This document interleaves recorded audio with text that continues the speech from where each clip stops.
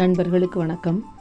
இது கஸ்டமர் ஒருத்தங்க எனக்கு அளவுக்காக தந்த ப்ளவுஸு 3 ப்ளவுஸ் தைக்க கொடுத்துருந்தாங்க. அதுக்கு அளவுக்காக தந்தது.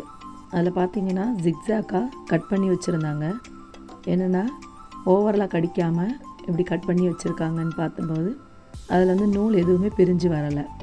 சரி, நம்மளும் அதே மாதிரி ஒரு சிசர் வாங்கி இன்னும் ஓவர்லாக் பண்ணுறதுக்கு பதிலாக கட் பண்ணலான்ட்டு சிசர் வாங்கியாச்சு. அவங்களுக்கு தைச்ச ப்ளவுஸ்லையே ட்ரை பண்ணி பார்க்கலான்னு சொல்லி எடுத்து கட் பண்ணி பார்க்குறதுக்காக வச்சுருக்கேன். நார்மலாக ஓவர்லாக் அடிக்கிறதுக்கு முன்னாடி அதோடய ஃபினிஷிங் இப்படி இருக்குது.